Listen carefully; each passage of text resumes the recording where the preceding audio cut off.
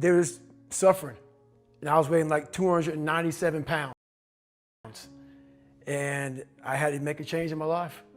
You know, I was at an all-time low, and I wasn't going anywhere, and I was exactly what everybody said I was going to be, which was nothing. So I had to make a change.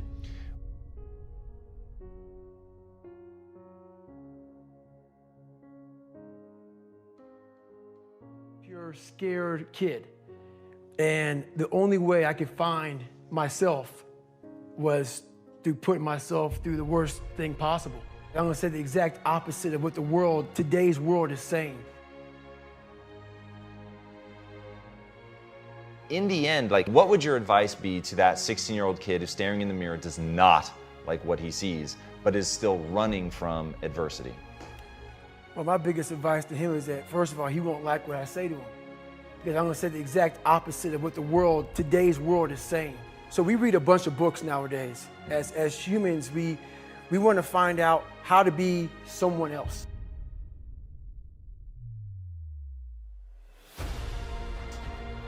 What we don't do is we don't go inside. So literally turn yourself inside out. Read the book that says, like we're writing a book every day of our lives, but we never read that book. So what I would challenge this young man or young woman to do is you have to look inside of yourself and see what you really want. What are you passionate about? We use these words and these little phrases of only the strong survive and all this other crap. They're all just fucking words.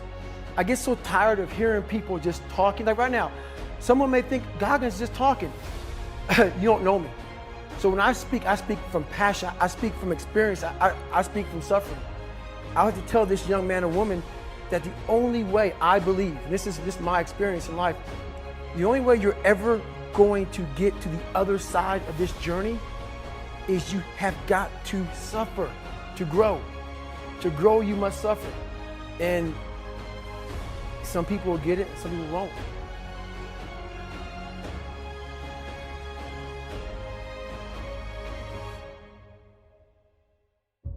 So long story short, what I realized was no one was here to help me. And the feeling I had every morning, I started shaving my head when I was 16 years old. And the feeling I had every morning when I looked in the mirror was horrible. And I didn't want to feel like that anymore. And how I felt was a kid going nowhere, a kid that was scared. And most kids will accept that and look for help. But the best thing that happened to me, no one helped me. No one felt sorry for me. No one looked at me and said, like this day and age, they'll take you in and they'll tell everybody, stop picking on this person. Back then, they didn't care. We are all great. No matter if you think you're dumb, no matter if you think you're fat, no matter if you are fat, no matter if you've been bullied, or no matter if you just got back from Iraq or Afghanistan and you have no legs or your arms or whatever, man, we all have greatness. You gotta find the courage. You gotta find the courage to put your Bose headphones on and silence the noise out of this world and to find it. And to find it because it's out there, but it's gonna take hard work, courage, self-discipline. It's gonna take all the non-cognitive skills. But they have to see what their journey is to start their journey. Several people live to be 100 years old and they have great lives and they have great kids. Their kids go to college and all sort of stuff. But somewhere in their life, there was a point where they had a decision to make. They can go left or right on this path.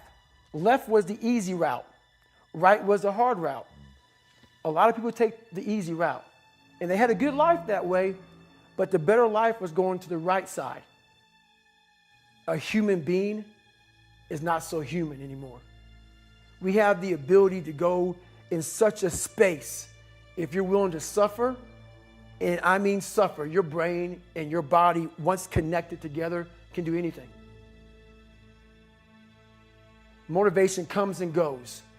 When you're driven, whatever's in front of you will get destroyed. And you may have 20 years of pain and suffering to get past it, but a lot of us die never truly starting our journey. And I would tell this young person, you gotta start your journey. It may suck, but it will come out the other side where you're coasting. Stop listening to people who are calling you fat, gay, transsexual, nigger. Everything that is makes no sense. All these insecure people putting their insecurities on you, you gotta flush it out. You gotta just be whoever the hell God or whatever the hell you believe in. If you believe in nothing but yourself, I don't care what it is. You gotta take everything and throw it away. You have to believe in one thing, and that is yourself.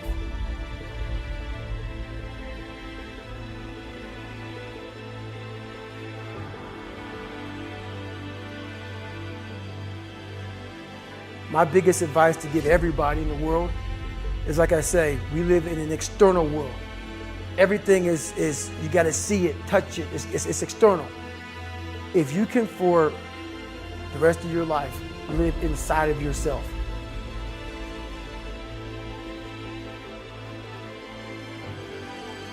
And people may listen to this and say, this guy is sadistic, he's crazy, No, if you know how I came up, you realize I was just a scared kid that found drive and passion to be something much better than what he thought he was.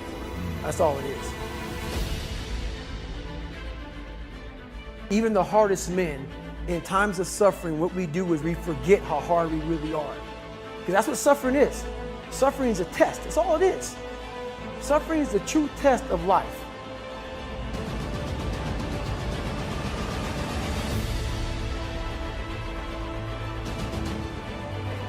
Self-talk and visualization are two keys to my success.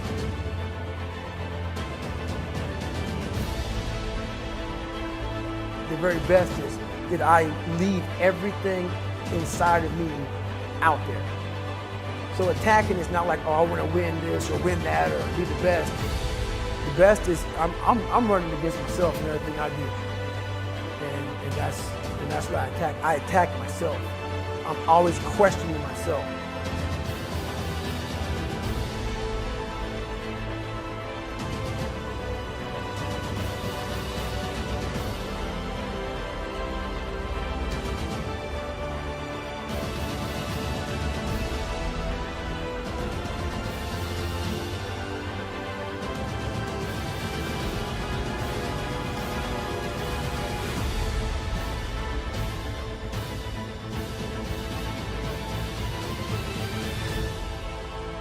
So the things that we run from the truth. We're running from the truth, man. So the only way I became successful was going towards the truth. As painful and as brutal as it is, it changed me. It allowed me to become, in my own right, who I am today.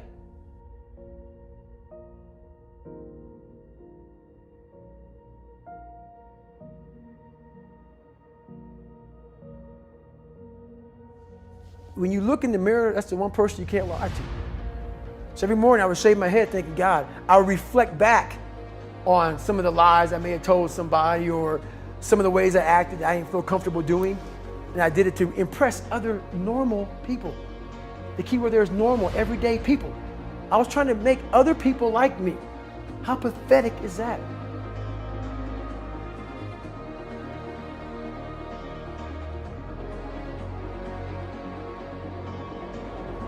Your skin, become more of a human being. Don't be afraid of the reflection in the mirror, because that's all you can be afraid of. Once you overcome the reflection in the mirror, you've done it. But if you can get through to doing things that you hate to do, on the other side is greatness. That's what people understand. By me running, I am callous in my mind. I'm not training for a race. I'm training for life. I'm training for the time when I get that 2 o'clock in the morning call that my mom is dead or something happens tragic in life. I don't fall apart. I'm training my mind and my body and my spirit so it's all one, so I can handle what life is going to throw at me. Because the life I've lived, it throws a whole bunch at you. And if you're not physically and mentally prepared for that, you're just going to crumble, and you're good for nobody.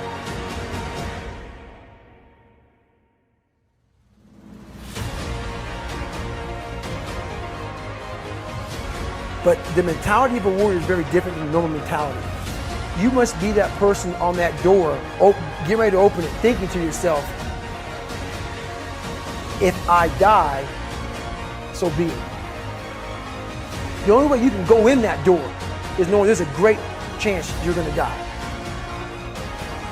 Open the motherfucking go in hard. Because they're gonna remember you by slowly opening it and peeking in.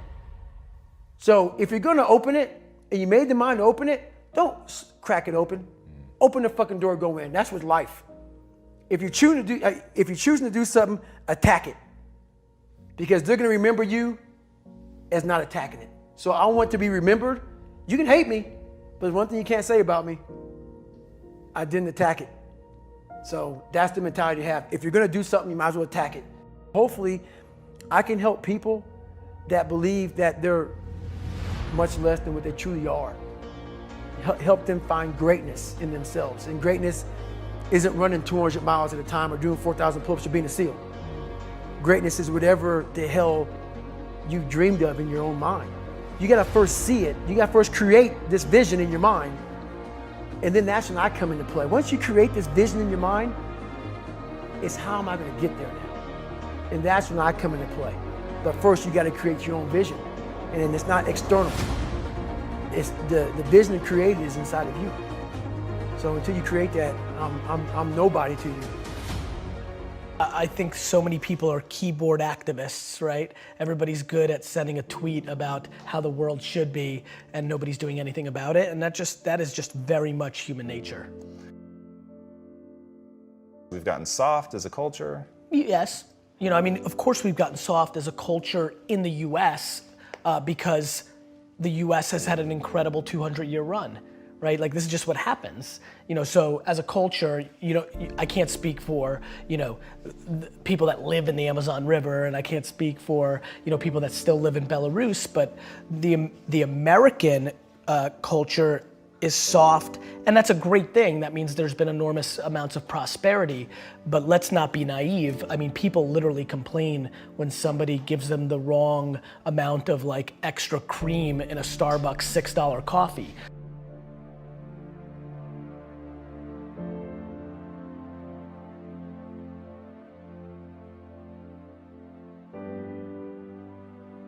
My lack of interest in complaining is so high, and when I watch what people complain about, it breaks my heart because they completely lack perspective.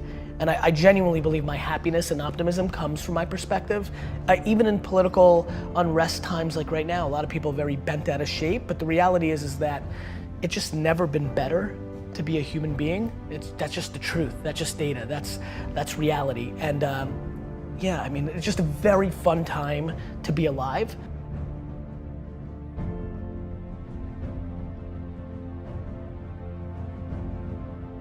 And I think the way people look at the world right now, because it's such an incredible time, is actually the quickest tell to who they are.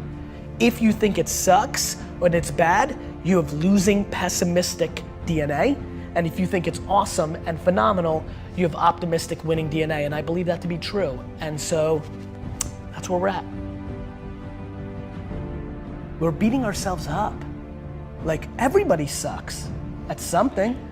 Right? Like we all have shortcomings and we all have strengths. And for me, it's like, why don't we just audit that? Like, why don't we just look at it that way and be like, all right, well, I'm good at this, but I'm not good at that. Like, and then I only focus what I'm good at, right? Like, I don't dwell that I can't fix shit around the house. I call somebody to fix it. Like, I'm not a man. I don't give a fuck. Like, I don't get it. Like I also think it's awesome that I'm so emotionally stable and I'm the emotional backbone of everybody. Is that what a dude's supposed to do? Like these cliches, these stereotypes, they're so silly. I'm fully in love with myself, but I'm also fully in love with everybody else too, right? It's not like it goes both ways. Like I tell people to buy into me that work for me, it's because I buy into them first. Like, I don't need anybody to gain trust with me. It's there. Like, I believe that the human race is so grossly underrated. We are good. Of course we have some bad. There's fucking 7 billion of us. But like, when you look at our net score, it's bonkers shit. Like, do you know how much damage we could be doing to each other on an hourly basis? And we don't? Like, we're still here. Like we won. We're the alpha being and we've figured out how to stay together. This is insane when you think about it. And yet everybody wants to dwell on like somebody said something mean.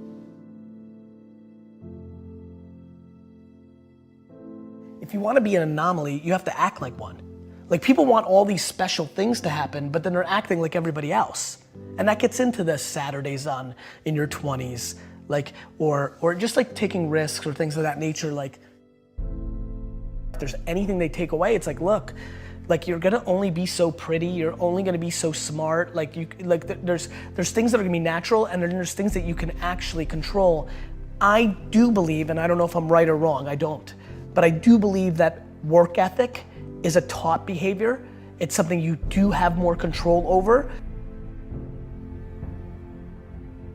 And you know what really sealed the deal for me? Getting healthier.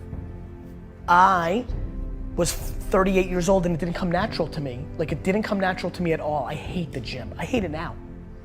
I hate it, I don't like it, I don't want to do it. But I knew it was important. And somewhere around midway through being 38 years old, I got serious, I figured out my system, I made the financial commitment, and I've won, right? And I'll never lose again because the system was I needed to be accountable to another human being. So it was about Mike and now Jordan and whoever else is my trainer. I'm doing it almost weirdly more to not let them down. I feel like there's a shift that can make people work harder. The big one that I push is you're gonna die. Like if you're like to me, life is broken down into complaining and not. So if you're not complaining, well then I have no advice for you. I'm pumped. Like you did it. Like I have friends who make $42,000 a year, work 9 to 4, kind of, with an hour and a half lunch and 45 minutes of YouTube and 10 minutes of bullshitting and an hour of complete wasted time in a meeting. So they're kind of working like 6, hours a week, right?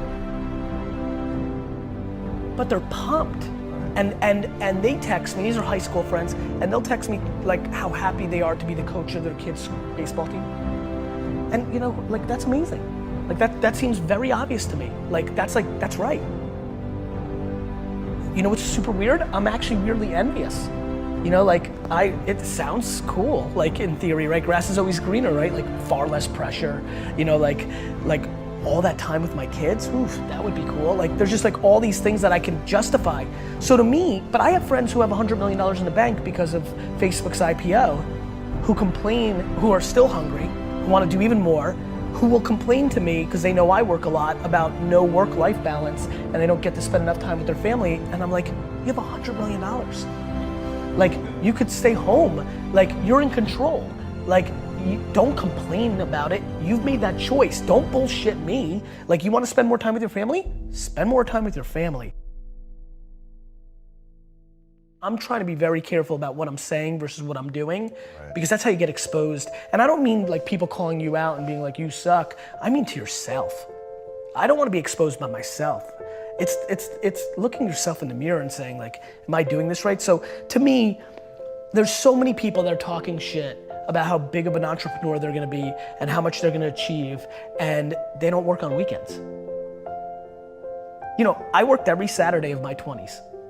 And I talk to 20-year-old entrepreneurs every single day. Lately, I've been saying to them, this Saturday, you're gonna have more time off than I've had in my entire 20s on a Saturday. So before you tell me how you're gonna be bigger than me, start thinking about what you're actually doing.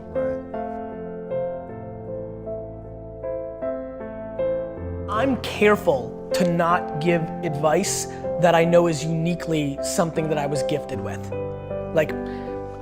How do I tell you that, oh, here's how it actually works, and it almost started happening, it didn't happen. I actually get goosebumps, real heavy goosebumps when I hear something that I know feels right. What's the advice there? Hey, Johnny, start getting goosebumps. There's certain things that I can't talk about because I know they're not practical. They're intuitive to me.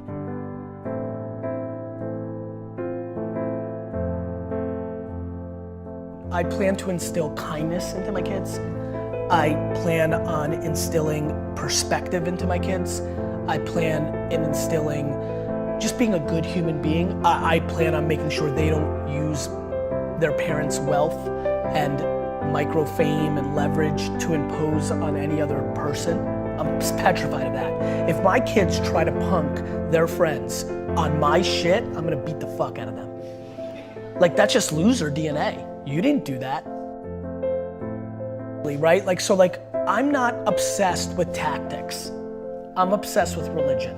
So I have a lot of wealthy friends at this point who think it's smart for them to sit first class, but the kids in coach. It's a tactic. They send their kids to Africa to build a school for a week. It's a tactic. It's like my friends that love the environment. The number 2 sector in the world that is hurting the environment is the fashion industry. When you run the math of what's doing bad to the earth, it's the number 2 industry behind gas. I don't even want to say it because I'm not sure if it's gas and oil. The number 2 industry, this I know for a fact, is the fashion industry. So all my fancy friends who love the environment, are they willing to give up their fucking Louis bags? Let's see, right? So like, I think people talk shit. So you let them sit coach and you went first class, but you went to, you know, Hawaii and ate at all the best like, you can't pick and choose. To me, it's binary. So I don't want to be a hypocrite. So my big thing is like, look, you need to be kind. Like, mean is just non-negotiable in our family, right? And then you just need to not be full of shit. If you want to look at daddy's mountain and you want to say what I did to my dad's, and that was a big mountain for an immigrant, like, wow, dad did it, right? If you want to say, I'm going to climb that and I'm going to climb bigger, awesome. Like, I'm pumped. I'm weirdly not cheering for you because I'm just a weirdly competitive dude. This is actually something I'm not proud of. I'm comfortable saying this and I believe this is a flaw, but I don't want my kids to beat me. I don't. Like, I hate saying it. I know this is where I get in trouble. People will take one little clip from one video interview and they're like, you're bad. It's just my truth. I don't want to bullshit you guys. Like, I'm that competitive.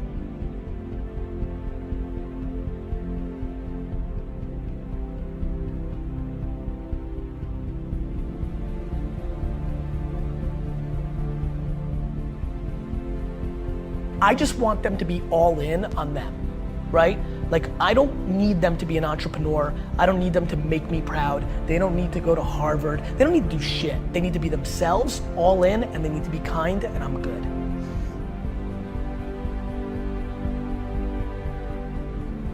Like, everybody thinks their stuff is so good. Like, every day, Gary, my Instagram's so on fire, it's so awesome. Why is nobody, like, why am I not gaining followers? Because it's not awesome. We all think our stuff is the best, and like, I get that. But yeah, that would be my advice, only because that also is liberating. To me, everything's about breathing, right? Like, to me, everything is about like, take full ownership for everything, and then everything gets easy, because then you're in control. And then learn how to love to lose. I think that's how entrepreneurship, that's how life is. We all have losses. And so I like losses. I love adversity. I like the climb.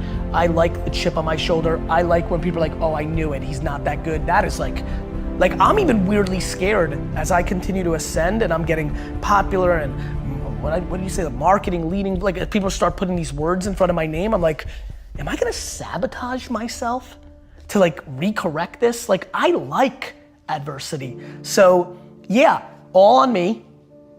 You know, I enjoy losses. Now all of a sudden, like, what? You become completely invincible. I feel invincible. I really genuinely, outside of the health of myself and 20 people, feel 100% invincible as a person. I know what my intent is. I want to do good at nobody else's expense. I'm far from perfect. We all are. And so just easy. It feels very light to live life. I'm just in a good mood. Home. And I think modern day parents and most parents do not do that. I think they focus on dumb shit like grades because they are insecure and they want to put the bumper sticker that their kid went to, you know, Stanford. Like, it's real fucked up when you really think about what's actually happening. So much of it is misery loves company, or people reflecting of what's inside of them.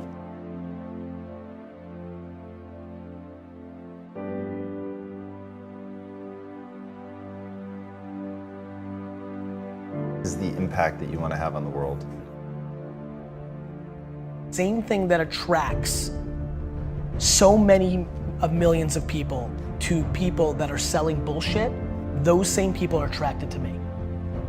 And what I want to do is suffocate out all those other people and become the alpha of that entire world of people that are hoping and are desperate to look at me, and what I want to do is inspire two 14-year-old girls in Kansas City right now to build a $1 billion company on having a bunch of employees hugging each other in the halls. I think that Steve Jobs came along, became an icon, but the sad part of that narrative was he did not treat his employees well.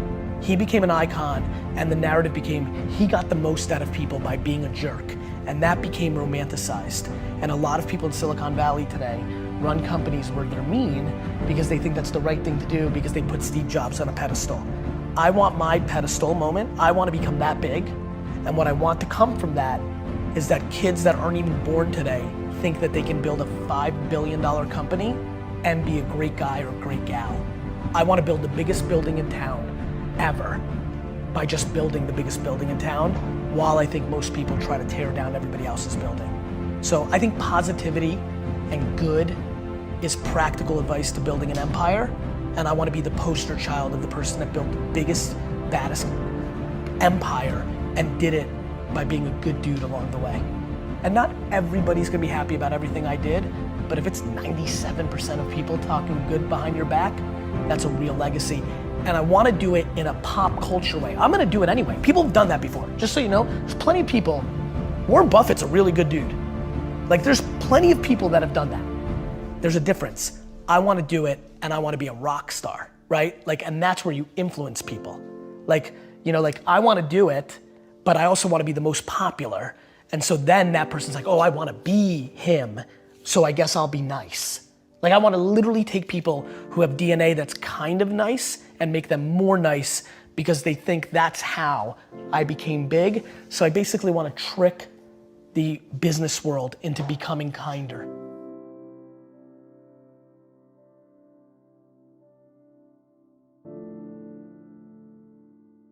Your brain is like a supercomputer. I stop breathing 200 times a night. We have right now to be able to, and that's why adopt new habits. People like Mark Zuckerberg or Richard, your heart would explode in your chest.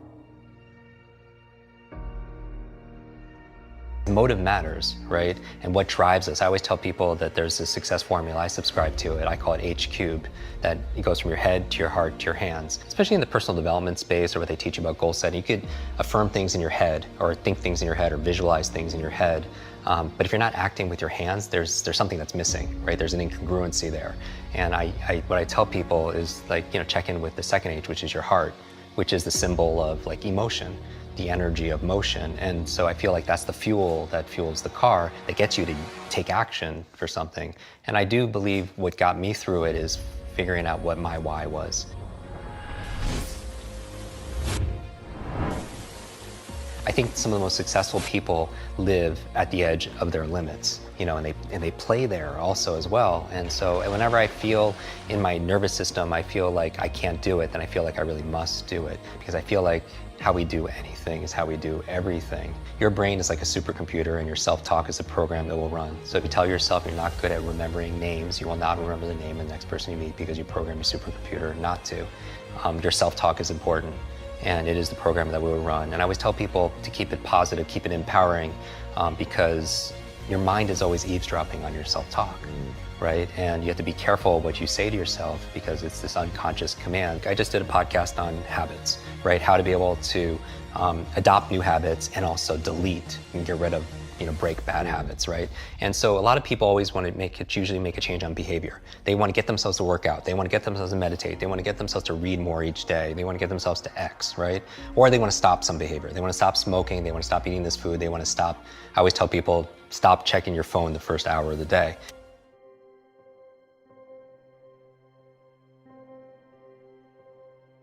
That's like sacred time for me, you know, because I think that if you want to be an elite mental performer or, you know, real life superhero, you don't want to start off by checking the phone. We talked about this in the past, because you're training yourself to be reactive, right? You're getting your dopamine, you're frying your nervous system with all these likes, shares, comments, and everything else like that. that You've said, if I'm not mistaken, you sell your sovereignty. We do. If you start by checking your phone. I love that so much. Because you're reacting and firefighting to everyone's everything that everyone wants. So you're not really you're not living, you've heard this many times, right? If you want to, you win the first hour of the day to win the rest, you win the day, right?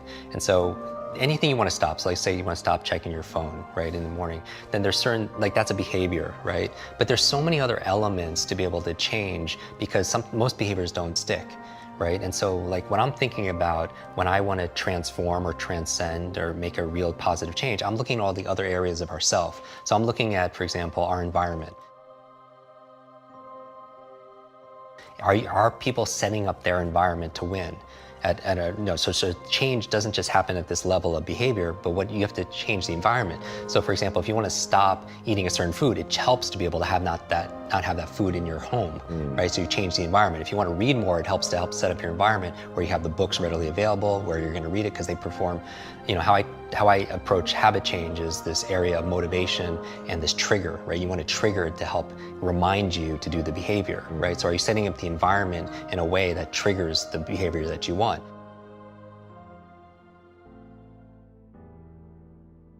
Another level of change that we need to address. Let's say someone's watching this and they have something they want to change, and it's not sticking. Then maybe it's the environment. Maybe you could check about your habits, but maybe it's your beliefs and your values. Some people will not get themselves to read every day because they don't value reading every single day, right? Some people won't. Let's say the behavior they want to change is, we did a podcast on how to remember names. I could teach them step by step on how to remember the name of most people that they meet, yet they won't do it because they don't value it, or because that's not important to them, or they don't believe that they can, right? Just like we talked about earlier, saying your brain is like a supercomputer, and your self-talk is a program it runs. If you tell yourself you're not good at remembering names, you will not remember the name of the next person you meet because you program your supercomputer not to. They don't have a belief that enables that. So when I say all behavior is belief-driven, if you want to do this behavior, whatever it is, journal, whatever it is, then you need a belief that allows that to happen.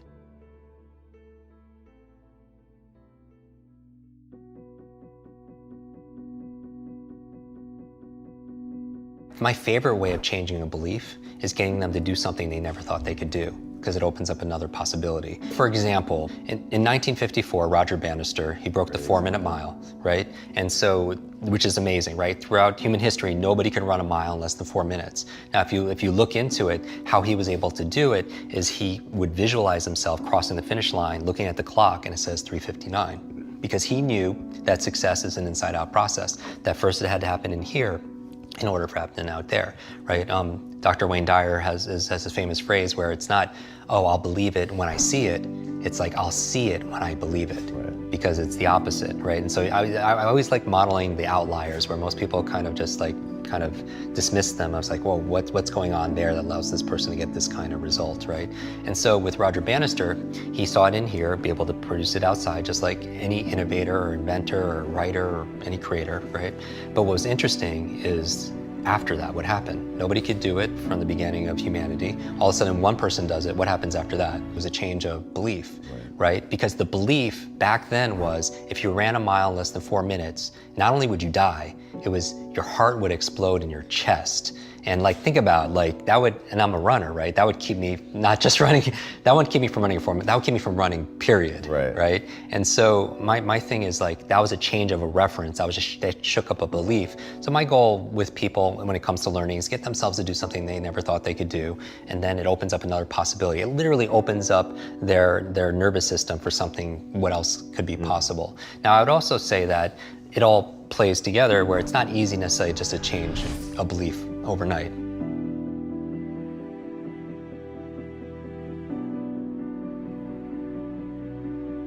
It's not about resources, right? Because we know a lot of people who didn't have any resources that were able to impact the world.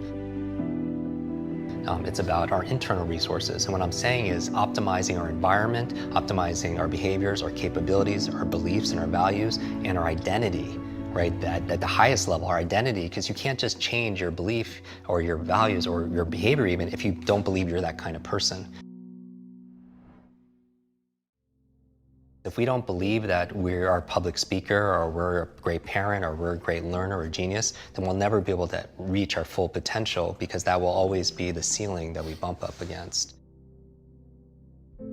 think that genius leaves clues, and I believe that it can be replicated if you're willing to put in the work and the learning and the discipline to be able to do that. I teach people how to read one book a week. I really think leaders are readers, that in order to stay competitive in today's day and age, if somebody has decades of experience and they put it into a book and you can sit down and read that in a few days, download decades into days, I mean, I'm preaching to the choir for everyone who's watching, but that's a superpower, right? That's a huge advantage. I think geniuses set themselves up. So for example, they have their laptop, but they only use their laptop for work, and it's anchored, that's part of their environment, it's anchored to get them into flow states to be able to write or be productive. They don't use their laptop to watch binge on Netflix, right? They have an iPad that they use when they do that because that's the state that they want to anchor for that, and they don't use that iPad to do work. You know, setting up your environment like your bedroom. Like we just did a whole episode on sleep hacks and how to optimize your sleep, because that's a big, personal challenge for me for many years, because I had suffered from sleep apnea. It was a breathing disorder. I stopped breathing 200 times a night for at least 10 seconds, which is the equivalent of somebody coming in and just choking and suffocating you 200 times a night. And so I would actually, the reason why I'm so adamant about productivity and learning hacks is because for the longest time, for literally 5 years straight, and you know this, I've slept about 90 minutes to 2 hours a night total. And you know how you feel when you get like one bad night's of sleep, and how like where your focus is, your energy level, and how I get these horrible migraines, and it's forced me to double down in my practices. In terms of, like, I have a limited amount of time. I have to focus on the things that really matter, resources and stuff. But anyway, going back to this, like, my bedroom is sacred space, right? I don't do work in there. I keep it because that's my trigger to be able to rest, go into parasympathetic space. I set up my environment, so I have my blackout curtains, I have my grounding pad, so it's to optimize my restful sleep that I do get. So environment, so genius leaves clues. They set up genius environments for themselves. And then the behaviors, most people would know because they're intuitive. These people are investing in themselves, they're investing in self-care. I always tell people that self-love and self-care is not selfish. A lot of people, they're there for their friends and their family and their clients and everybody else, but they're not refilling their cup. So I think that we have to be, grow givers, meaning we grow so we have more to give to other people, so we have more impact with other individuals. So the behaviors are reading each day and putting together your to-do list, and I think having your not to-do list is so important. Being sleep deprived for so many years, I think a lot of people, I'm super sensitized to it, but I think one of the success rituals people should have is just going through and keeping a consistent not to-do list. And I think the most successful genius level individuals, one of the clues that they leave is their not to-do list is bigger than their to-do list, right? They don't check their phone in the morning, they don't take in, everything is hell yes or it's hell no, right? That's their filter system. They don't, they say no to good so they can say yes to great, right? I'm talking about an incredible, artist. I'm talking about an athlete. I'm talking about an advocate, in some area. Is they're clear about their identity, about who they are and who they are to the world. And so, but I know what they do commit is they do the work and they're committed to lifelong learning.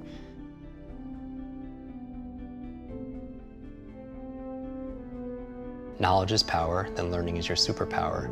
And I think it's a superpower that we all have. It's just we're not taught.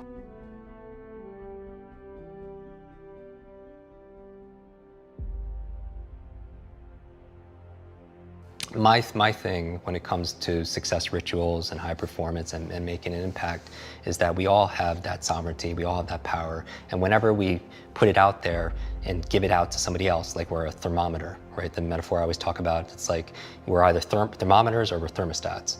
And a thermometer, you think about the functionality of it, it just reflects what the environment is giving it, right? It just reflects the temperature and stuff. But a thermostat is different. It sets a standard, it sets a goal, it sets a vision, and the environment changes along with it. And I feel like our happiness, our joy, our level of fulfillment, our success is all dependent on where we put the locus of control. We have more power than we realize in these cases, and it's hard because we have to fight media, we have to fight marketing that's always telling us about all the things that are going on in the world. But we live in an abundant universe, right? I mean, we talk about the matrix, which pill people are gonna take. And that determines everything. And every single morning, you determine what color pill you're gonna take. And I would say what keeps me going is I have a belief that everything can get better. Like that's my self-talk. When it comes down to what my primary belief is I feel that things can get better, because otherwise if I didn't, then I would just give up, right? And I have too many examples of friends and family and just people I don't know, which are just friends of my mind, that have superseded much more difficult situations than I have.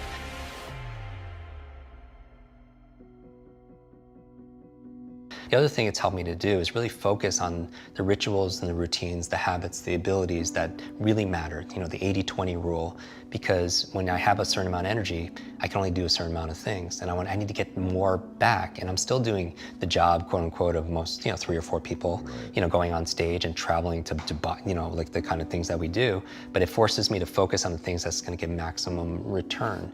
And and I think we do teach the things that we need to learn the most. I think the best teachers are the best students.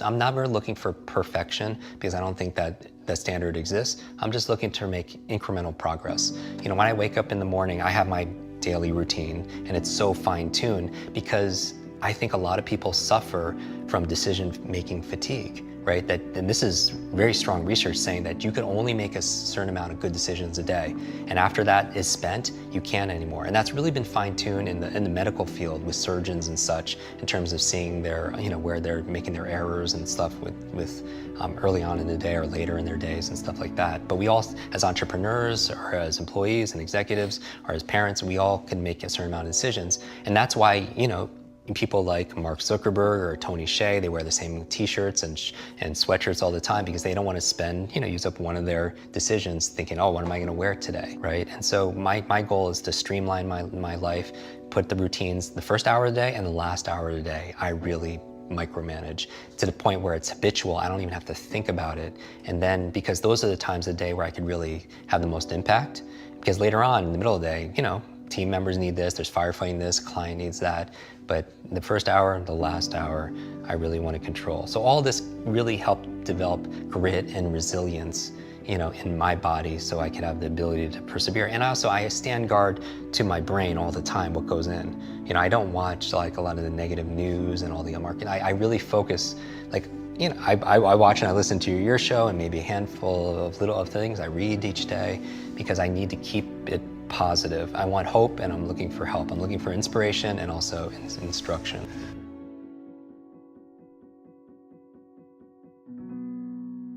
I have yet to give a speech or have a meeting where somebody doesn't ask me the millennial question. What's the millennial question? Apparently, millennials as a generation, which is a group of people who were born approximately 1984 and after, are tough to manage. And they're accused of being entitled and narcissistic and self-interested, unfocused, lazy. But entitled is the big one. And because they confound leadership so much, what's happening is leaders are asking the millennials, what do you want? And millennials are saying, we want to work in a place with purpose, love that. We want to make an impact, whatever that means. We want free food and beanbags.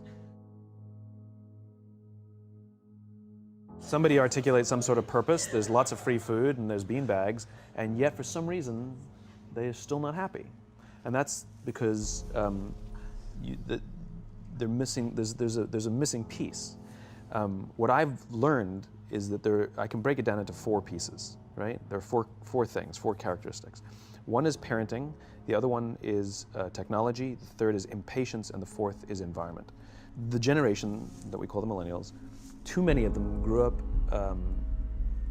subject to, not my words, failed parenting strategies, where, for example, they were told that they were special all the time. They were told that they could have anything they want in life, just because they want it, right? They were told, some of them got into honors classes, not because they deserved it, but because their parents complained. And some of them got A's, not because they earned them, but because the teachers didn't want to deal with the parents. Some kids got participation medals. You got a medal for coming in last, right? Which the science we know is pretty clear, which is it devalues the medal and the reward for those who actually work hard. And it actually makes the person who comes in last feel embarrassed because they know they didn't deserve it. So it actually makes them feel worse, right? So you take this group of people and they graduate school and they get a job, and they're thrust into the real world, and in an instant they find out they're not special, their moms can't get them a promotion, that you get nothing for coming in last, and by the way, you can't just have it because you want it, right? And in an instant, their entire self-image is shattered. And so you have an entire generation that's growing up with lower self-esteem than previous generations. The other problem, to compound it, is we're growing up in a Facebook, Instagram world. In other words, we're good at putting filters on things. We're good at showing people that life is amazing even though I'm depressed, right? And so everybody sounds tough and everybody sounds like they got it all figured out. And the reality is there's very little toughness and most people don't have it figured out. And so when the more senior people say, well, what should we do? They sound like this is what you gotta do. And they have no clue. So you have an entire generation growing up with lower self-esteem than previous generations, right? Through no fault of their own, right? They were dealt a bad hand, right? Now let's add in technology. We know that engagement with social media and our cell phones releases a chemical called dopamine. That's why when you get a text, it feels good, right? So we've all had it where you're feeling a little bit down or feeling a bit lonely.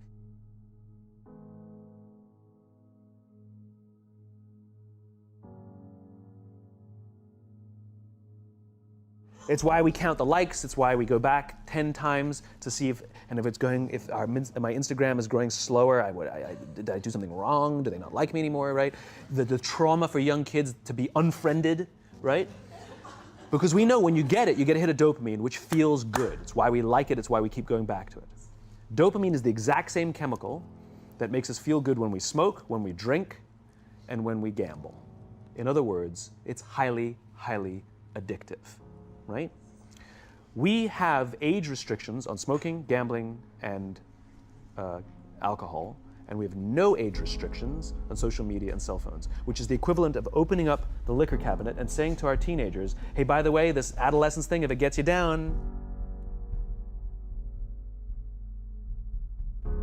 And you have an entire generation that has access to an addictive, numbing chemical called dopamine through social media and cell phones as they're going through the high stress of adolescence. Why is this important? Almost every alcoholic discovered alcohol when they were teenagers. When we're very, very young, the only approval we need is the approval of our parents. And as we go through adolescence, we make this transition where we now need the approval of our peers.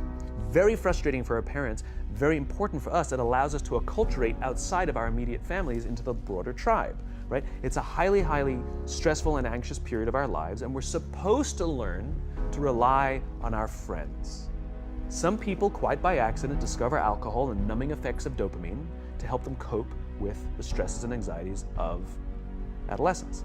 Unfortunately, that becomes hardwired in their brains, and for the rest of their lives, when they suffer significant stress, they will not turn to a person, they will turn to the bottle. Social stress, financial stress, career stress, that's pretty much the primary reasons why an alcoholic drinks, right? What's happening is because we're allowing unfettered access to these dopamine-producing devices and media, basically it's becoming hardwired, and what we're seeing is as they grow older, too many kids don't know how to form deep, meaningful relationships. Their words, not mine. They will admit that many of their friendships are superficial. They will admit that their friends, that they don't count on their friends, they don't rely on their friends, they have fun with their friends, but they also know that their friends will cancel on them as something better comes along.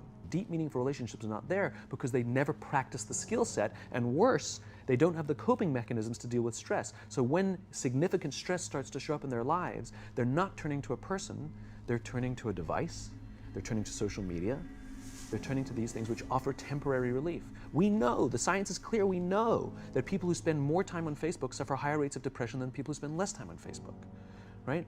These things balanced. Alcohol is not bad, too much alcohol is bad. Gambling is fun, too much gambling is dangerous, right? There's nothing wrong with social media and cell phones. It's the imbalance, right? If you're sitting at dinner with your friends and you're texting somebody who's not there, that's a problem. That's an addiction. If you're sitting in a meeting with people you're supposed to be listening to and speaking, and you put your phone on the table, face up or face down, I don't care, that sends a subconscious message to the room that you're just not that important to me right now, right?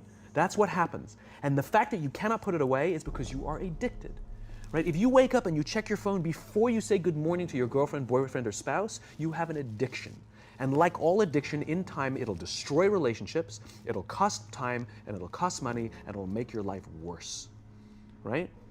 So you have a generation growing up with lower self-esteem that doesn't have the coping mechanisms to deal with stress, right? Now you add in the sense of impatience, right? They've grown up in a world of instant gratification. You want to buy something, you go on Amazon, it arrives the next day. You want to watch a movie? Log on and watch a movie. You don't check movie times. You want to watch a TV show? Binge. You don't even have to wait week to week to week, right? I know people who skip seasons just so they can binge at the end of the season, right? Instant gratification. You want to go on a date, you don't even have to learn how to be like, hey. You don't even have to learn and practice that skill. You don't have to be the uncomfortable one who says yes when you mean no and says no when you mean no, but yes when you don't have to swipe right. Bang, I'm a stud. Right? You don't have to learn the social coping mechanisms, right? Everything you want, you can have instantaneously. Everything you want, instant gratification. Except job satisfaction and strength of relationships, there ain't no app for that. They are slow, meandering, uncomfortable, messy processes. And so I keep meeting these wonderful, fantastic, idealistic, hardworking, smart kids. They've just graduated school. They're in their entry-level job. And I sit down with them and I go, how's it going? They go, I think I'm gonna quit. I'm like, why? They're like, I'm not making an impact. I'm like, you've been here 8 months. It's as if they're standing at the foot of a mountain and they have this abstract concept called impact that they want to have in the world, which is the summit. What they don't see is the mountain. I don't care if you go up the mountain quickly or slowly, but there's still a mountain. And so what this young generation needs to learn is patience. That some things that really, really matter, like love, or job fulfillment, joy, love of life, self-confidence, a skill set, any of these things, all of these things take time. Sometimes you can expedite pieces of it, but the overall journey is arduous and long and difficult. And if you don't ask for help and learn that skill set, you will fall off the mountain, or you will, the worst case scenario, and we're already seeing it, the worst case scenario is we're seeing an increase in suicide rates, we're seeing an increase in this generation, we're seeing an increase in accidental deaths due to drug overdoses, we're seeing more and more kids drop out of school or take leaves of absence due to depression. Unheard of. These are all, this is really bad. The best case scenario, those are all bad cases, right? The best case scenario is you'll have an entire population growing up and going through life and just never really finding joy. They'll never really find deep fulfillment in work or in life. They'll just waft through life and it'll be just, it's fine. How's your job? It's fine. It's the same as yesterday. How's your relationship? It's fine. Like that's the best case scenario, which leads me to the fourth point, which is environment, which is we're taking this amazing group of young, fantastic kids who are just dealt a bad hand. It's no fault of their own. And we put them in corporate environments that care more about the numbers than they do about the kids. They care more about the short-term gains than the long-term life of this young human being. We care more about the year than the lifetime, right? And so we are putting them in corporate environments that aren't helping them build their confidence, that aren't helping them learn the skills of cooperation, that aren't helping them overcome the challenges of a digital world and finding more balance, that isn't helping them overcome the need to have instant gratification and teach them the joys and impact and the fulfillment you get from working hard on something for a long time that cannot be done in a month or even in a year. And so we're thrusting to them in corporate environments, and the worst part about it is they think it's them. They blame themselves. They think it's them who can't deal. And so it makes it all worse. It's not. I'm here to tell them it's not them.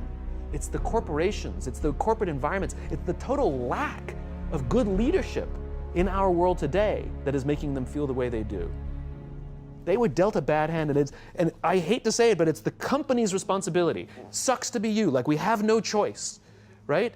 This is what we got, and I wish that society and their parents did a better job. They didn't. So we're getting them in our companies, and we now have to pick up the slack. We have to work extra hard to figure out the ways that we build their confidence. We have to work extra hard to find ways to teach them the social skills that they're missing out on.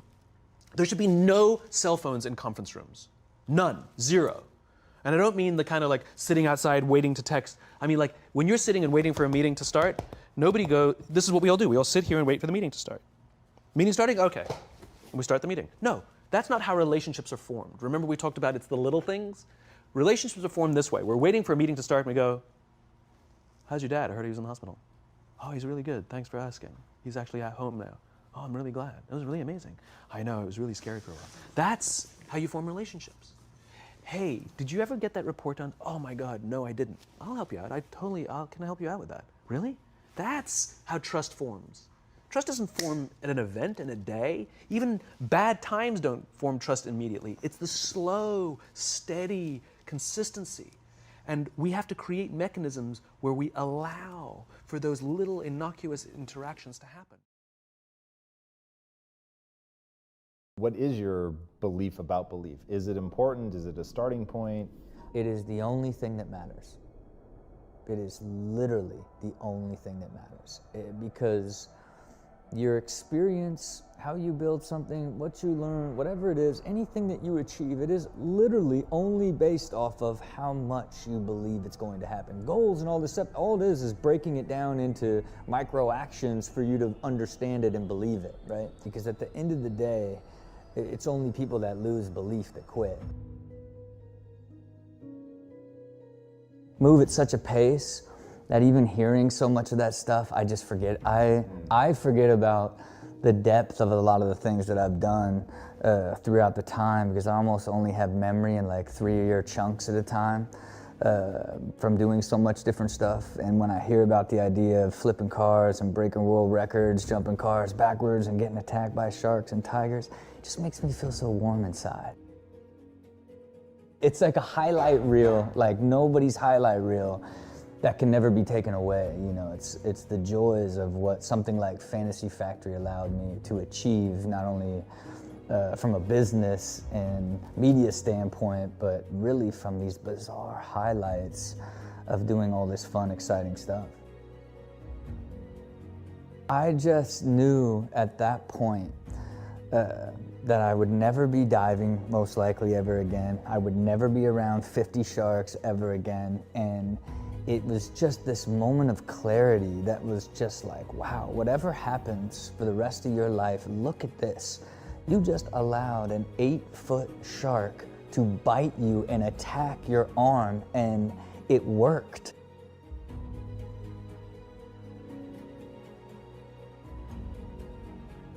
You know what I mean? It's like, before I got in the water, it was like, this is so dumb. Like, why would I even want to do this? I'm gonna lose function over this arm for this television show. And at the time, you know, they were saying they didn't like any of the cuts and weren't gonna air it, right? And so it was even that much more stressful of like, I'm going down to get attacked by a shark. I think that moment of clarity just allowed me to soak in a moment that I didn't want to forget ever again. For 2 years, I would get up, and every day I would rate how motivated I was 0 to 10. And where it became so profoundly effective for me is what I realized is anytime I was under a 5, I would look at the world half empty, right? Mindsets, you pick apart every decision, you just hate you just literally, like, everything annoys you, regardless of what happens. And by just doing that exercise, it made me be able to identify the things that were sucking the energy out of me and driving me below, and I was able to slowly evolve those out of my life to where eventually I just don't ever wake up under a 5. I just don't. I believe progression is the key to happiness, right? It's that expansion of the universe and ultimate evolution, and when you equate it to skateboarding, you learn to ollie, you learn to kickflip, you learn to grind, you learn to kickflip to grind, right? Like, you learn to kickflip the backside Smith, you learn to kickflip the backside Smith, the kickflip out, right? Like, it's these levels, and you can only evolve and progress and become elite if you understand and learn the foundational steps along the way to put all of what you could consider experience together to do something really incredible. And I think a lot of people don't understand when it comes to entrepreneurialism, there's sort of these key elements that you have to understand from a foundational perspective in order to find success, which is ultimately creating a brand, understanding how to operationalize it, and understanding the financial implications of how you do both those things.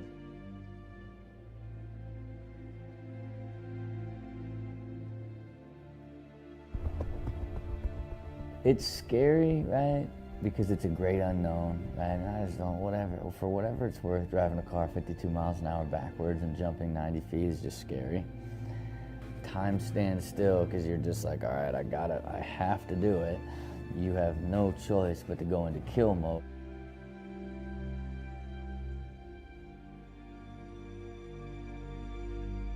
So many different times in the world of entrepreneurialism, especially this day and age, it's idea driven, right? As opposed to the battles won or lost and how it's operationalized, and then ultimately the unit economics behind the idea, right? I think that's one of the biggest things that's overlooked in the space, especially this day and age of so many people having an idea that they think can be a successful business and wrapping some sort of service or need or disruption around that idea without clearly understanding how to evolve that into an operationalized business that makes money. It's a huge gap, you know. There are so many different things in life that suck the soul right out of you, and you have to learn to basically build a life with very few of those, and so few even when you get hit by one every now and then that it just simply doesn't stay, because there's so few things taking energy but giving you energy, because at the end it's energy, and for so many people it's different. I'm not even gonna say it, I'm just gonna prove it, you know, and that was, you know, truly all the fire that I needed to, like, you know, get kick-started on you need to take control of what your opportunity is and make sure that you focus on skateboarding, as it will allow you to maximize all of your other ambitions long-term, you know. I think I stopped and self-evaluated 4 years ago, right? Where I just evaluated everything, right? Like what worked, what didn't, and then what do you have left to learn?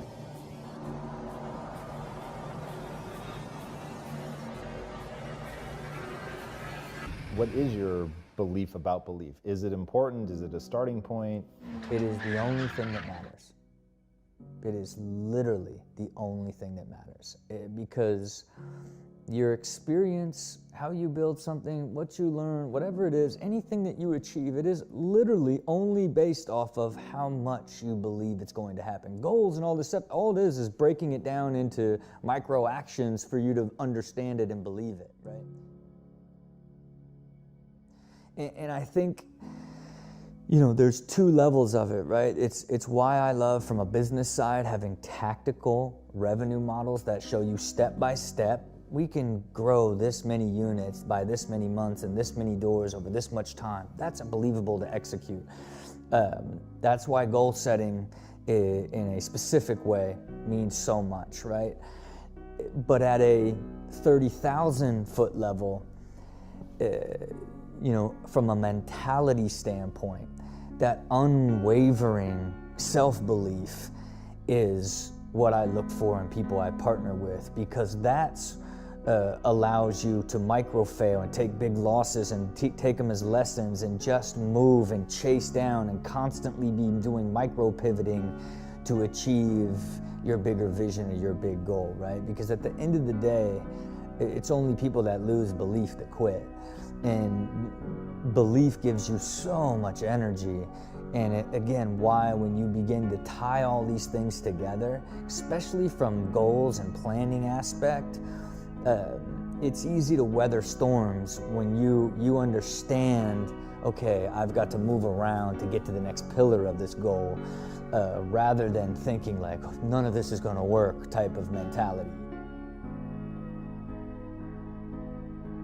You just want good people.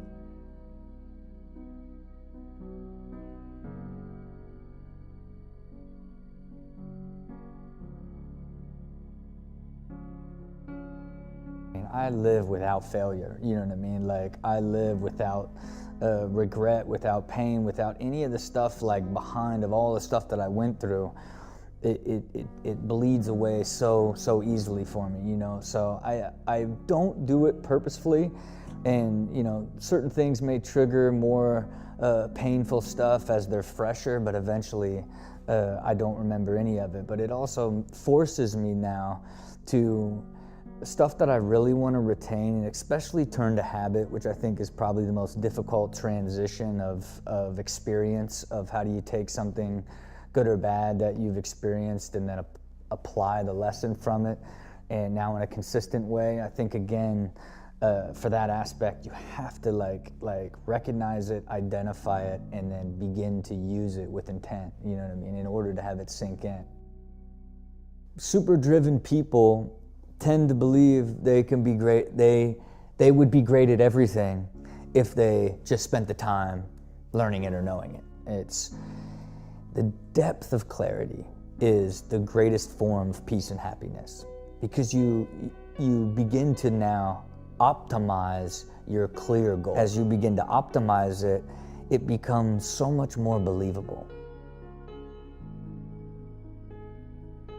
I've always been driven, right? And I think at that particular time, I just wasn't getting enough out of being a pro skateboarder. You have to seek it. You have to seek like life mastery. Your first thing is like, what does your entire life look like, right? It's very difficult, and I think younger people struggle with trying to like look it forever and trying to design a life, and then now evaluating every single opportunity based off of how it fits into that core master plan. What's allowed me to do is basically systematize it in a way that I could now look deeper into a brand and how to simply put the pieces together to put a soul into that brand. I had to learn the depth of operationalizing a business because I didn't live on the operational side, and I don't like it, right? I just don't like it.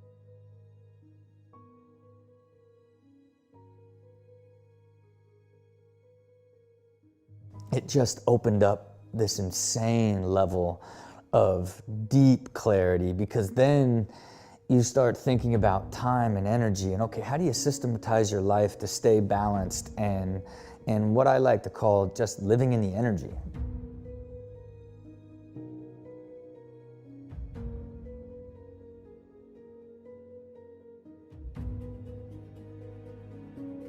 Like, if you're not someone that's trying to evolve and grow and have sort of that idea of wanting to progress and become a better version of yourself and beginning to like self-analyze in a positive way,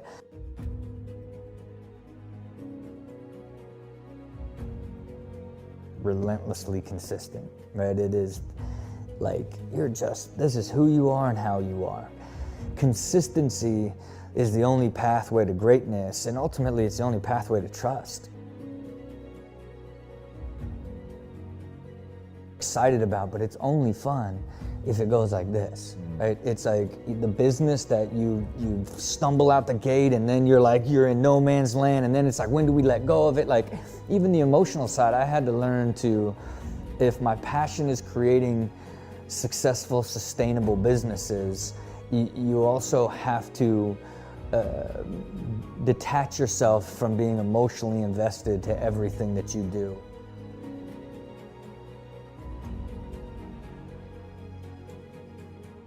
Still felt generally at that age lost, right? And that led to a lot of partying, which then led to like just eating terribly and just being genuinely lazy.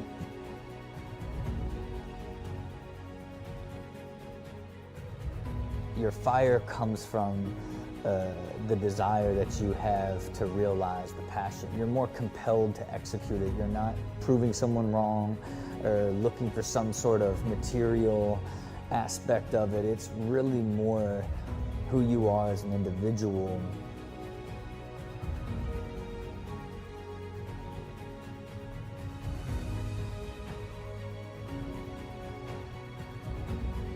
Right, and I think it's the self-awareness idea of like, you know what you're really great at, and you have the ability to find people like you and identifying to fill the gaps that you don't.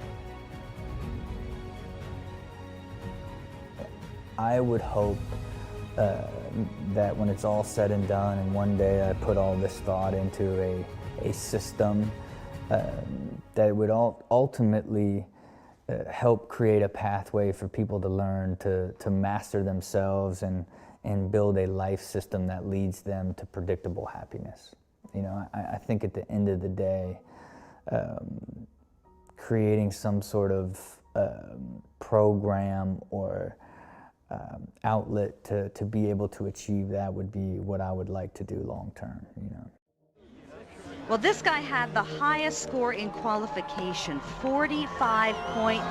19-year-old Shaun White from Carlsbad, California, the only guy in this competition wearing a bandana. You know, it's strange. I've always just kind of like had my eyes open to what was around me, you know, and things would just like come in and out of my life, and it was up to me to really dig deeper on those if it felt right, or just kind of, you know, pass and move on to the next thing.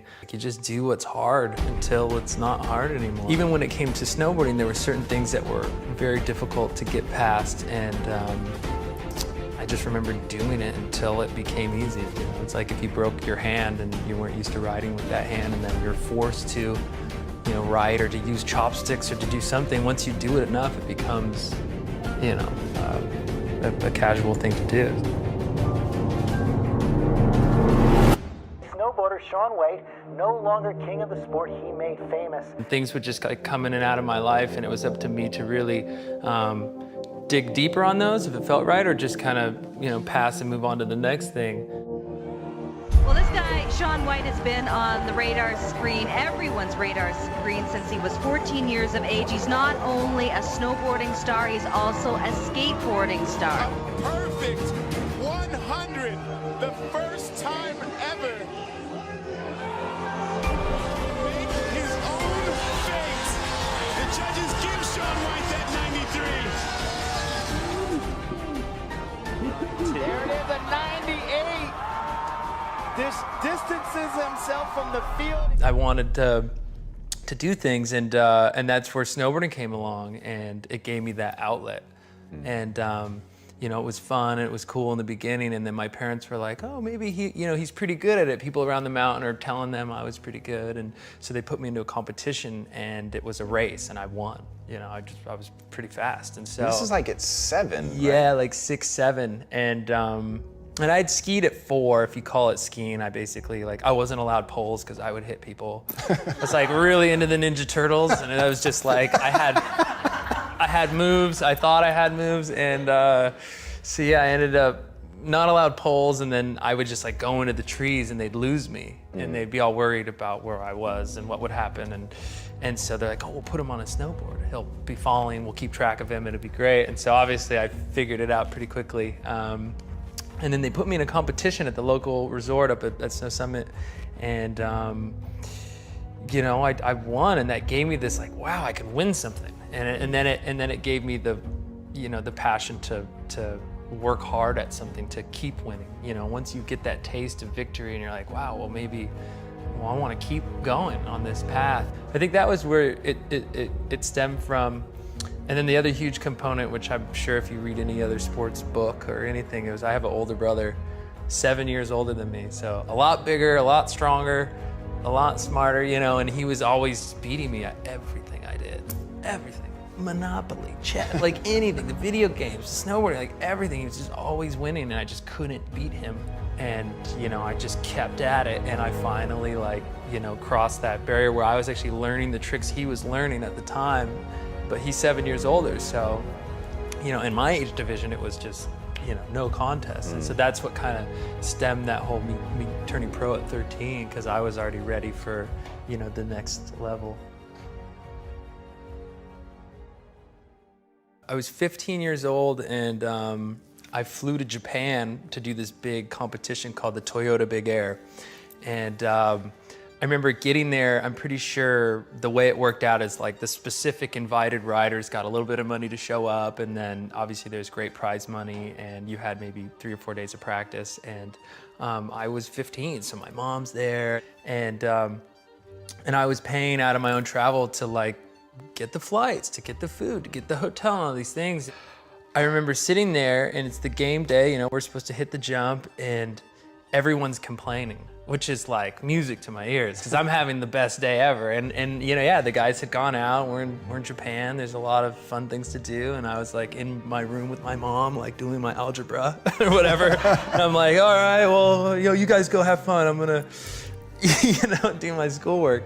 And so, anyways, long story short, they all got together and were like, we're gonna split the prize money for the competition.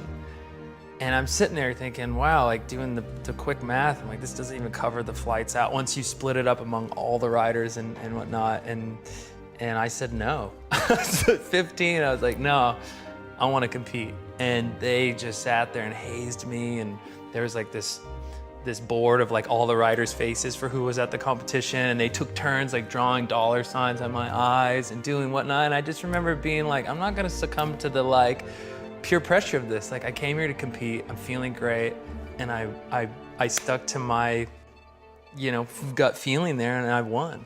I won $50,000 in a car. But yeah, it was a time where I just kind of like stuck to it, and that was a big win for me. And that was kind of the first realization that I didn't have to follow the pack. I didn't have to do what everyone else said because it's what they want or what they should do or what is you're supposed to do. I just kind of felt like, you know what, this is a point where I should make a stand. I should really be me and own it, and I did, and I won. It was pretty wild. So, and I just stuck to it, and I remember just putting my headphones on and doing anything to distract myself because nothing's gonna slow down the clock on when we need to do the competition. But it was definitely like a defining moment for me to stand up for myself and what I wanted to accomplish.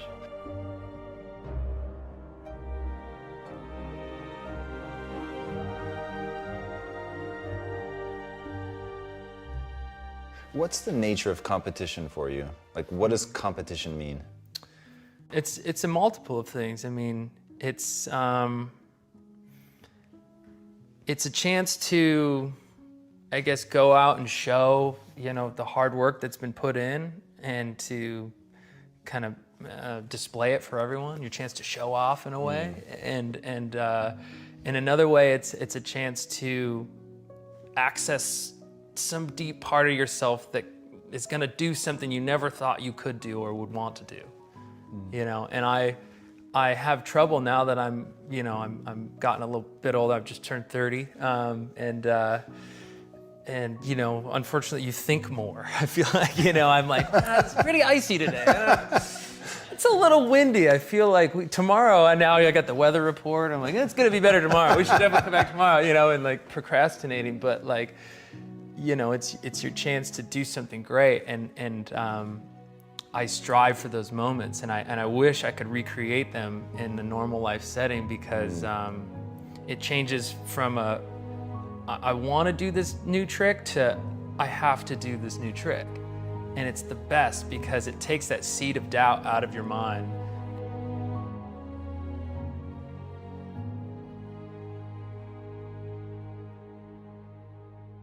It's gonna happen, so what are you gonna do to best prepare yourself? And that's kind of that motivation of like getting to the contest and throwing the big tricks and seeing your competition and that motivation. And I've always loved that. I was at the X Games, and I did, in my run, I broke an old record, and I went 24 feet out of the 22-foot half pipe. So I was up there, and it was funny because I wasn't going that big all day, but it was the contest time, and I was jacked up, and I dropped in and I hit that marker, and I recently broke that record at the US Open of snowboarding in Vail last season. I went 26 feet. It just kind of comes out of you, and you do better. So that's what competition is for me, for sure. Visualize, definitely. That's kind of the thing for me. It's always been like, well, what's it gonna look like, and what's it gonna feel like, and what am I gonna be wearing, and every little detail. And visualize yourself winning. You know, like, what are you gonna do after? You know, you just project it, and it happens. And I've always kind of like set goals for myself. That's a huge one. Set the goal of like, what do you really want to do? Like, what is it in the end? For me, I would always set up like a fun goal and then like a serious goal. So one year, one of the goals was like, how many cars can I win? Because like the snowboard contest would give out cars if you won the series. So, you know, obviously, like, yeah, winning the series is amazing, you know, that's a feat of its own, but I broke it down to like, I just got to win the cars. It made it into this stupid sort of game where it dumbed it down slightly, you know. Does that help alleviate the pressure? A little bit, yeah. I mean, obviously you have serious goals of like, I want to win the Olympics, and then I want to see how many cars I can win, you know, and it made it this fun thing of like, you know, taking a little bit of the edge off, because it's such a daunting task when you look at it from like, wow, I'm gonna try to win the Olympics. Like it's such a big thing, and then you really kind of break it down into these smaller things. It's more edible that way. And I don't know if I knew what I was doing. I mean, now that I'm a bit older, I kind of see the you know, I can break it down for what was happening, but it just felt like there was so much pressure. Man, like you gotta do this, you gotta do that, and it just felt like there was so much weight on it, and I would always kind of turn it to my favor. So any which way you spin it, I'm winning in a way. Like if you look at a competition like this last X Games I went to, like I didn't win, but I really feel like I won because I know exactly what I need to work on now. I know exactly what happened and I did wrong and I gotta go back, you know, and that's why it's still winning to me. Where if I did win, you know, I think about it like, wow, well, I'm exactly on the path I'm supposed to be going. The training and the ideas I've had before working, and this is where you go. So it's not like, you know, even those slight step backs are actually, you know, to leap forward in a way.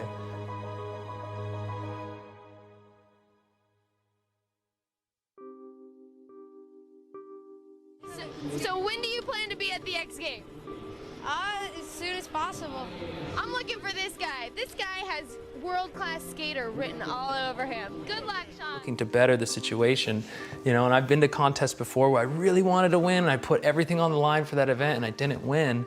And I went like, man, you put too much pressure on it. In business, you can fail here and there, and it's the same idea of like trying something over and over and just finally cracking the code on it. And then once you get that win, you get that experience and know that you can succeed, it's that like I said in competition, that seed of doubt goes away and you show up to win every time.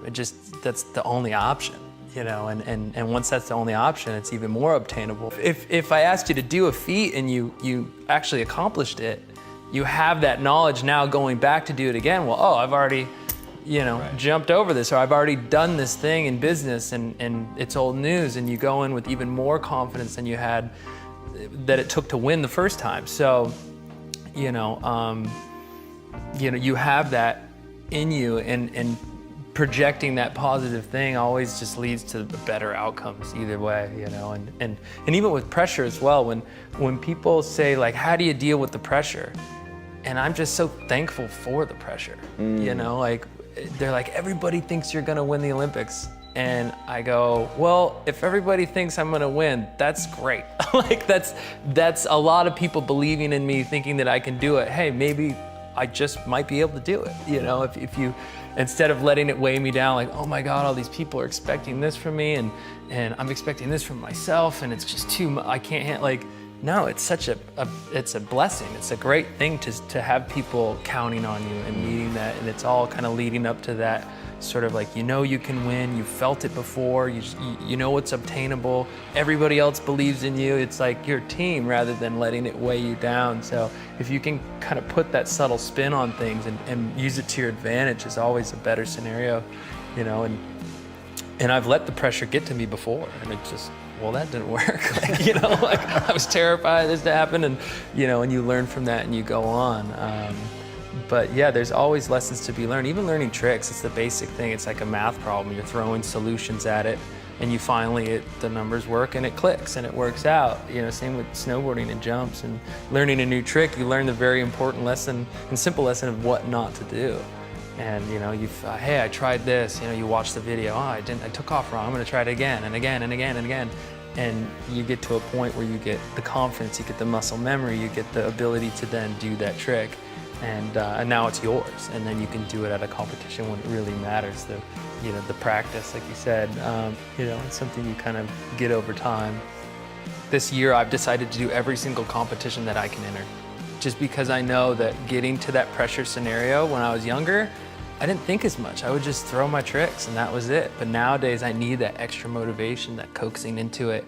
And to get rid of that seed of doubt, I show up at contests now. So it's kind of like knowing yourself as well, and knowing your strengths and your weaknesses, and kind of sticking to that. Like, what are you really good at and what are you not? And being real and honest with yourself about it. There's a difference between like working hard at something that you're not good at and forcing it.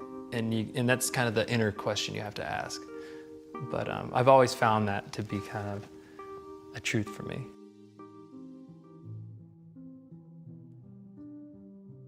How do I stay motivated? You know, man, it's a mixture of things. It's like, you know, there's always new goals, there's always new things to do. Obviously, you know, when it comes to snowboarding, going to an Olympics and not doing well, obviously at Sochi, not getting the gold and all that, like, man, extremely motivating, extremely eye-opening. I'd never gone to an Olympics and not won. It was the first time for me. I was like, wow, how do I feel about this? Well, what happens after? And it was amazing for me to realize that people were still like, oh, you're the champ, you're the guy, you know, and I don't know, for some reason, I just like, in my mind, I just assumed that if you don't win, they immediately strip all the other medals and you're just some guy, or like the superpowers are gone and you're just like, I just remember feeling like this overwhelming, like, wow, I'm still alive, I'm still here. Like the worst thing I could have imagined happened and I was still here. I was still considered, you know, the great in the sport. And it did a lot for me personally. I was like, wow, I can actually, like, I can lose. And I hadn't lost. I mean, this like reign of like me winning, it's been a long, long thing. And obviously that was just like one night, one contest, but the world was watching, so it was pretty rough to lose. But you realize that, yeah, it's just that one moment and you gotta get back up, and that's the true spirit of the sport, is to come back. You know, it's like the thrill of the fight to get there, and you become, you know, part of the US team, the Olympics and all that. It's such an amazing and memorable thing, and then to actually go and compete. But the bounce back from that was amazing. And I remember sitting there thinking, instead of like curling up and like, all right, maybe I should, you know, yeah, they're saying I'm getting older, maybe I should quit, or maybe you know, and I didn't want to quit. I was just like put in my head so many times by the media that I was like, you start hearing it so much, you kind of believe it. And I remember sitting there thinking, wow, like, well, I don't feel that way, and I'm not done, and I don't want to be done. And obviously there's other things in my life that were capturing my attention at that time, but I don't know, the thrill was still there, and I had newfound motivation from not winning. And I remember thinking, I'm gonna do more than I've ever done after an Olympics this time around. Because normally what happens is you get this kind of flood of like, hey, you know, this company wants to endorse you, you're the Olympic gold medalist and blah, blah, blah. And you totally deserve to do that. You won, and it's kind of like the quick money that comes your way, and before the world turns around, it's off to the next thing. And I wasn't getting those floods of offers. I was getting offers still, but it wasn't like the quick, you know, gold rush sort of scenario. And I was like, well, what do I want to do? What do I truly want to do? And since that Olympics, I mean, in business, man, I no longer ride for a mountain. I'm a part owner in a mountain resort, Big Bear Snow Summit and Mammoth Mountain. And yeah, I still compete, but I now own my own competition series, music festival series. I've changed my boys' clothing line to a men's clothing line because it fits my, you know, vibe of who I am today, not who I was before. And I always felt like snowboarding's been a part of my, it's not me, it's not my life. Like it's what I do for fun, and it's what I do competitively, but it's not who I am. Pretty much gotta have fun, really like skating, do it for you and only you, not just cause it's like, oh, I gotta win this competition, I gotta do this, gotta do this. Just have fun with it and just practice a lot, you know. Try your hardest. It'll come. Looks like Shaun White has been on the radar screen, everyone's radar screen, since he was 14 years of age. He's not only a snowboarding star, he's also a skateboarding star. Impact. You know, like I touched on in the beginning, is that like, yeah, snowboarding is a part of my life. It's definitely not my life and all that I am. And so I feel like my thing that I would leave is that I hope to be looked at as someone that really didn't you know, see the boundaries of what you should and shouldn't do, that I just kind of, you know, I did the road less traveled. You know, I did the things that people said couldn't be done. It's kind of the goal for me. It's a pretty damn good thing to leave behind. So that's it.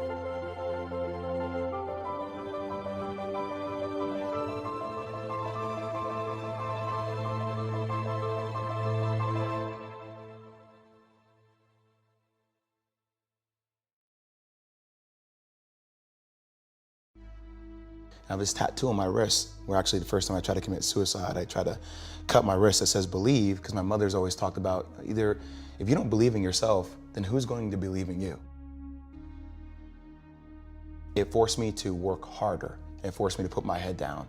Now there's some disadvantages to that too. You can get lost in the work process and not be present to some of the things that are happening in your life.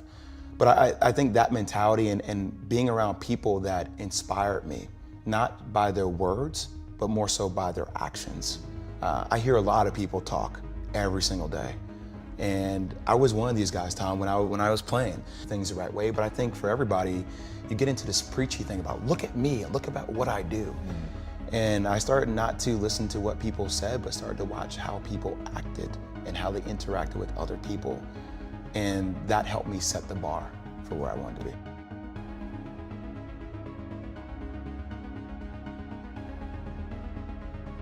Anymore. I think I always want to get better. I think I'm a little bit relentless in that capacity.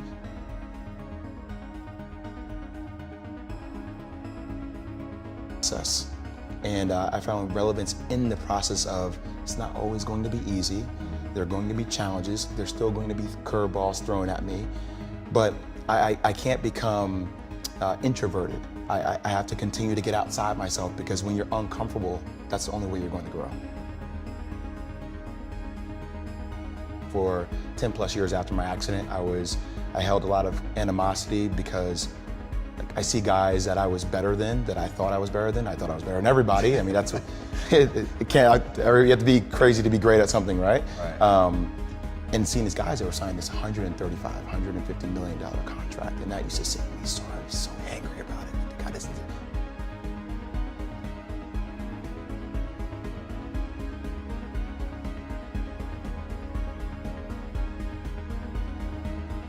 You know, why the hell me? Like, what did I do to deserve this pain for the rest of my life? But you never get better if you're not willing to put in the time. And basketball is very similar to the game of life. There's gonna be ups and downs. Sometimes you may turn the ball over 7 times in a row. But if you put in the work and you constantly put in the work, you can't allow that one mistake to go into the next play. If you allow 7 turnovers to go into my next possession with the basketball, or that next possession in life, if you allow that divorce, or if you allow that passing away of somebody, or that loss of a career to go into the next 8 plays, you'll have another 8 turnovers. You have to be willing to say, that was back there, that happened, but it doesn't mean it needs to happen now. But I remember we were playing against the Lakers, Tom, and we were out here in LA, and you know, look, I always try to outwork people, right? That's just how I made my mark. So the game was at 7. I was like, you know what? I'm gonna come to the Staples Center, because we're playing, this is when the Lakers had Kobe and Shaq, okay? This is like the championship Lakers. I was like, you know, I'm gonna get there at 3 o'clock, and I wanna make sure I make 400 made shots before I go back into the room, and then I sit in the sauna and I get ready for the game. So, you know, get in the car, get to the gym, get there, and as I'm walking onto the court, who do I see? I see Kobe Bryant, already working out.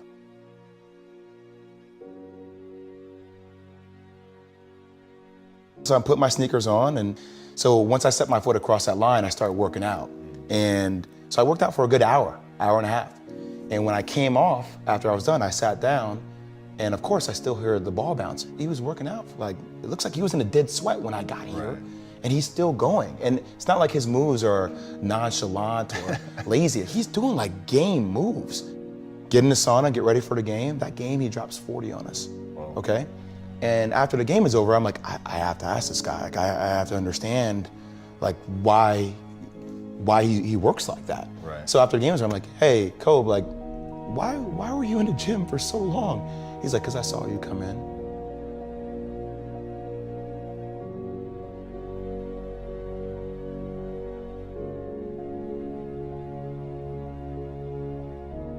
that it doesn't matter how hard you work, that I'm willing to work harder than you.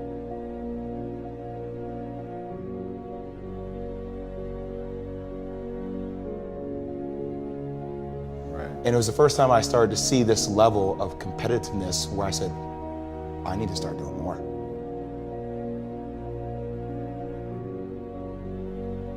It's amazing how many people you talk to don't actually think for a second about trying to become better.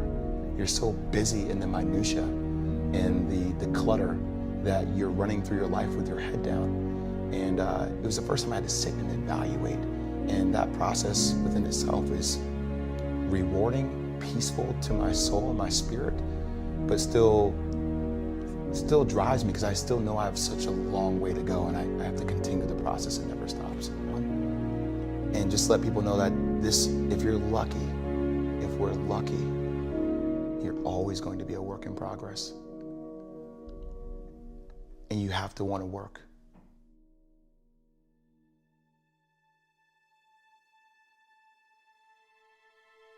And she said, you know what, if you were to allocate a percentage of the energy that you put into your career, into yourself, and learning more about yourself, and learning more about yourself in relationships, you'll be successful. And it was the first time I had to sit back and say, wow, that's really powerful.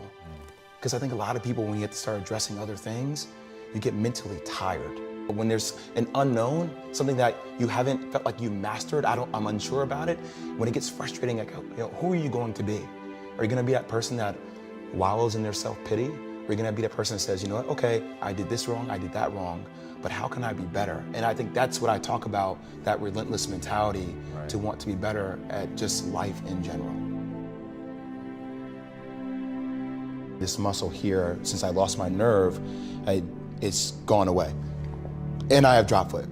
So my game had to change. And very much like life, you're used to doing one thing at 21 is different than when you're 35 years old, right? And I had to be open enough and vulnerable enough to accept the fact that my game had to be different in order for me to be effective.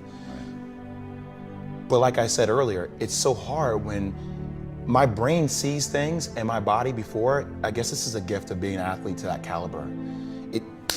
Right, I see it gone, right? If I bring the ball down the court and there's a screen coming, you know, to your right, and you glance over, if I see your eye glance within that split second, I'm gone, because I see you take your eye off of me.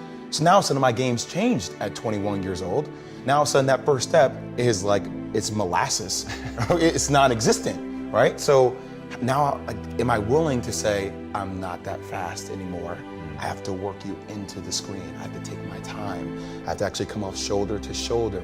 I have to use my body more to create separation. Hey, my jump shot wasn't the best. I have to be a better shooter because I don't have that explosion anymore. And a lot of people say, hey, that seems pretty easy, but to mentally accept that I'm a different person now, and to help other people see I'm a different person was challenging. And the major part that was the most difficult was seeing myself.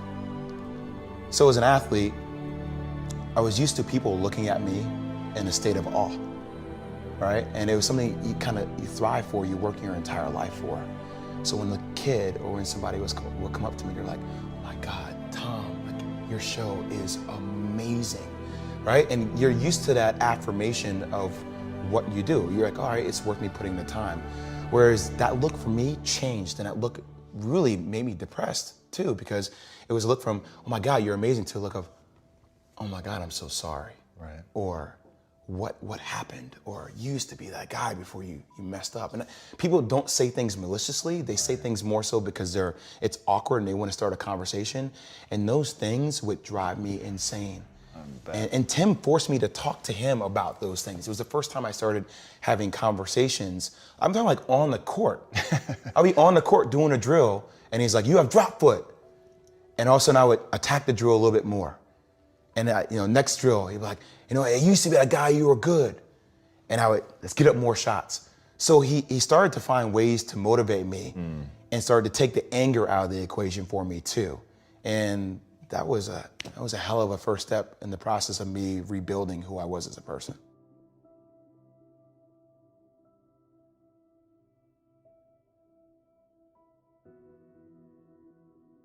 for 2 or 3 years, I thought I was living a fucked up dream. And I kept waiting to wake up. I kept waiting to wake up. Tim was the first person that forced me to talk, just to talk. And it's amazing when you just open your mouth and you start saying how you really feel about stuff. I mean, think about how many people really say how they feel. Virtually nobody. Exactly. I associated bigger with monetary value. So for me, it was like, hey, I could have made $250 million in my NBA career. How do I achieve that? Right. Like that's the goal. That's what bigger means. And bigger has changed for me to now meaning impact, right? So yes, I do want to have my own media network one day. I do want to help other people film content. I love content, but I rather it be. I don't worry about the money now. The money's gonna take care of itself. If I impact people, the rest will happen. Mentally. Right. Like that's a story. Like that's a story that should be cherished for younger kids out there, for older people out there. It doesn't matter. You don't have to come back and do what you did before and do it exponentially better. You have to come back better as a person and really value that process. Like that's a comeback. Like that should be an American story. You approach things with a completely different mentality than a person who feels like they're going to be a victim. You start becoming the hunter again. And the more you can stay with that hunter mentality, it will pay dividends down the line.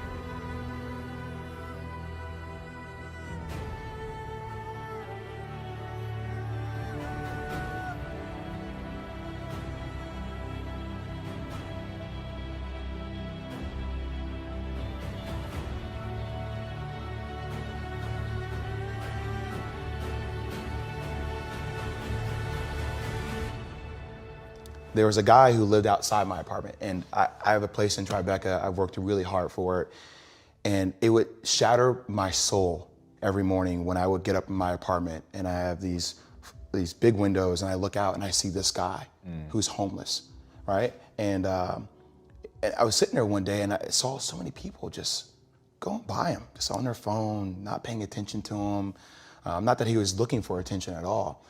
And I got out of my apartment, I went down and I started talking to him, and you start finding out this guy and his story and where he's from, and the fact that he lost his daughter in a really bad accident. He used to work on Wall Street and his wife divorced him, and he can't pick up the pieces.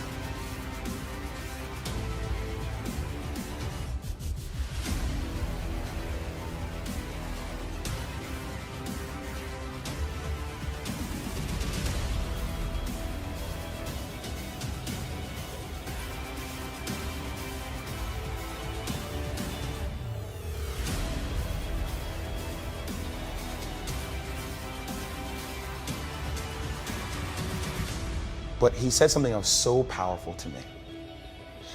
Because in a moment when he was talking about all his frustrations, he said, you know what though?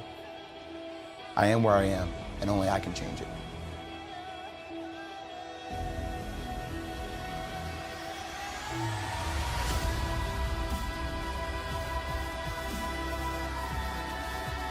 You know, as much as we're talking, you are the only person that can change it. At the end of the day, people can want to help you as much as they want to help you. And I don't think complaining is the answer either.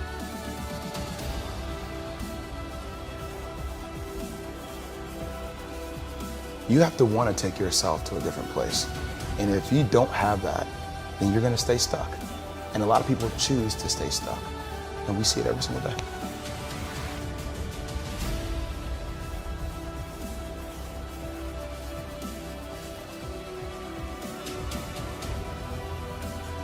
And people say, I can't believe you got yourself out. I'm like, I'm still getting myself out of it.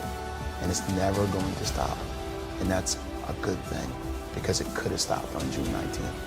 And if it had stopped on June 19th, 2003, how sad would that have been that I wouldn't even have been able to spend time reflecting on the shit that I was doing.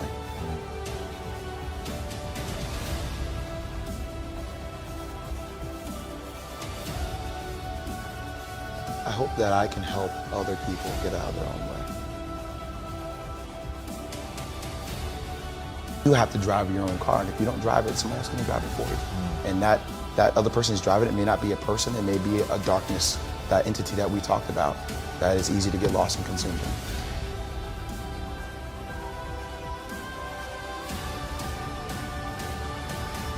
I'm still clawing. I don't think you ever claw your way out.